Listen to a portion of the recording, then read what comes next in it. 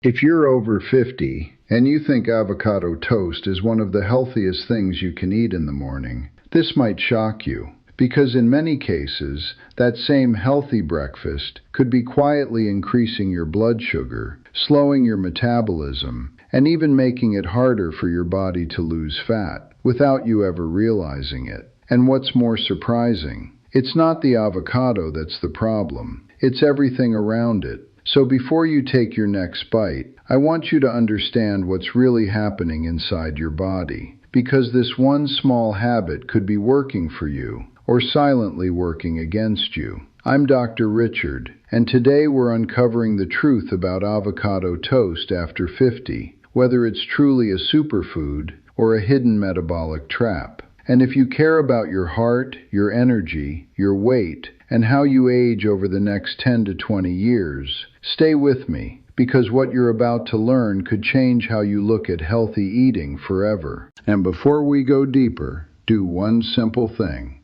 Subscribe to the channel and join me, because every week we break down what actually works inside your body after 50. Not myths, not trends, just real science made simple. Now let's begin.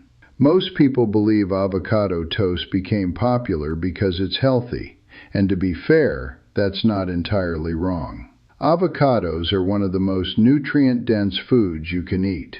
They're rich in monounsaturated fats, particularly oleic acid, which has been linked to improved heart health.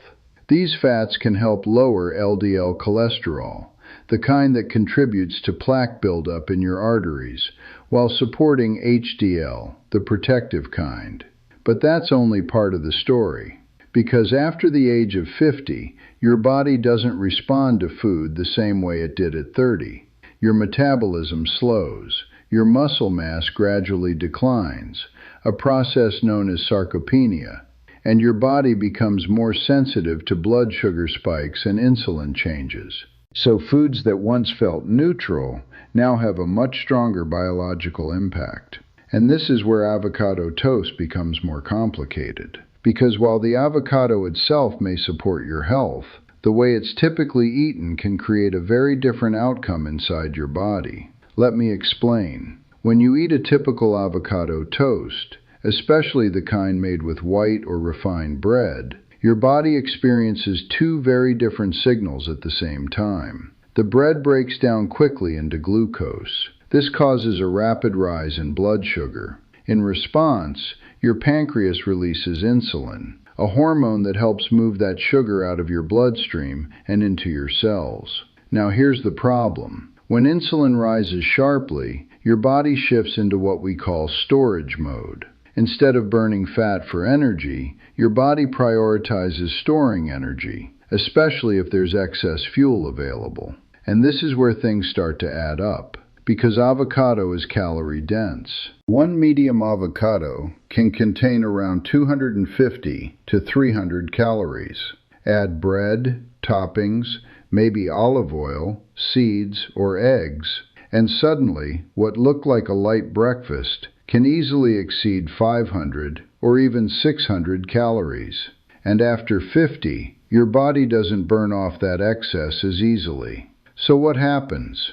Over time, that extra energy may be stored as visceral fat, the type that surrounds your organs. And this type of fat is not passive. It actively releases inflammatory signals into your body. And this leads to something much more important: chronic low-grade inflammation. Now, inflammation itself is not the enemy. In fact, short-term inflammation is how your body heals. But when inflammation stays elevated over time, it begins to interfere with your metabolism, your joints, your arteries, even your brain function. And here's where the chain reaction continues. Inflammation can worsen insulin resistance.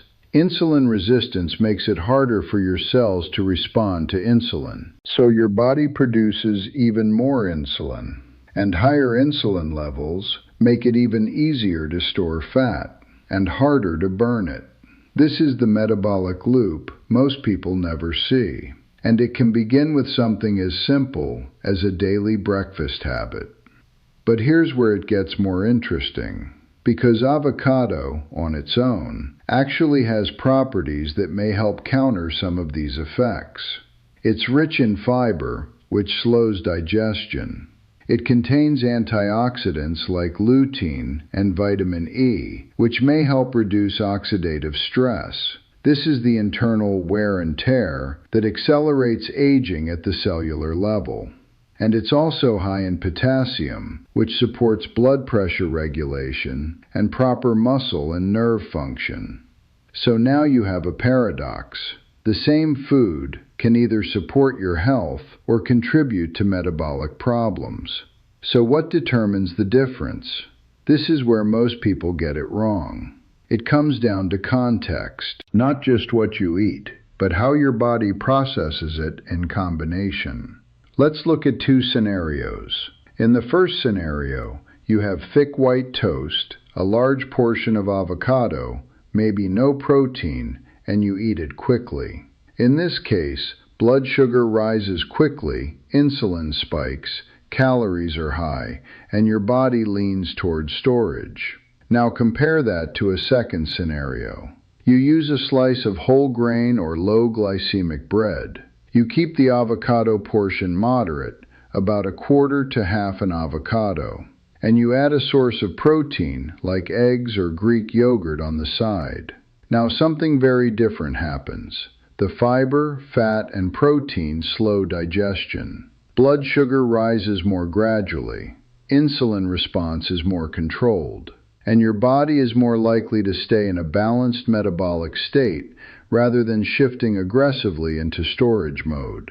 Same food, completely different outcome. But there's another layer that becomes especially important after 50, and very few people talk about it. Potassium balance. Avocados are rich in potassium, which is generally beneficial. It helps regulate blood pressure and supports heart rhythm. But if you have reduced kidney function, or if you're taking certain medications like ACE inhibitors or potassium-sparing diuretics, your body may struggle to regulate potassium levels properly. In those cases, excessive intake could potentially lead to elevated potassium levels, which may affect heart rhythm. This doesn't mean you should avoid avocados entirely, but it does mean awareness matters, especially as your body changes with age.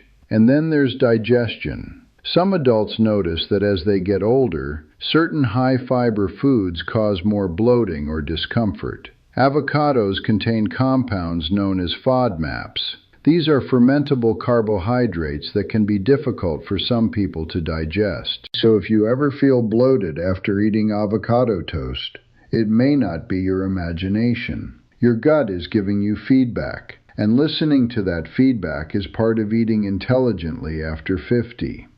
So now the real question becomes, should you stop eating avocado toast? No, but you do need to change how you think about it, because the biggest mistake is assuming that something labeled healthy is automatically beneficial in any form, in any amount. After 50, your body becomes more precise, more responsive, and less forgiving of imbalance. So here's how to turn avocado toast into something that truly supports your health. First, control the portion. About a quarter to half an avocado is usually sufficient. You're getting the benefits without overwhelming your calorie balance. Second, upgrade the bread. Choose whole grain, sprouted grain, or lower glycemic options. This slows the glucose response and reduces insulin spikes. Third, and this may be the most important, add protein. Eggs are one of the simplest options. They provide essential amino acids that support muscle maintenance, which becomes critical as you age. Because muscle is not just about strength, it's one of your body's most important metabolic tissues. It helps regulate blood sugar, supports fat burning, and protects against metabolic decline. Without enough protein, even a healthy meal becomes incomplete. And finally, timing and awareness. Pay attention to how your body responds. Do you feel satisfied or hungry again within an hour? Do you feel energized or sluggish? These signals matter more than trends. So let's bring this together. Avocado toast is not inherently a superfood, and it's not inherently a risk. It's a tool. And like any tool, its impact depends on how you use it. After 50, the goal is not just to eat healthy foods. It's to create meals that work with your biology, not against it. Because when you understand what's happening inside your body, you stop guessing, and you start making choices that actually support how you want to feel and how you want to age. If this made you rethink even one healthy habit you've been following, I want to hear from you. Do you eat avocado toast regularly? Have you noticed any changes in your energy, weight, or digestion? Share your experience in the comments. Your insight might help someone else. And if you found this helpful, make sure to like the video and subscribe to the channel. Because here we don't just talk about food, we talk about what your body actually does with it after 50. I'm Dr. Richard, and I'll see you in the next video.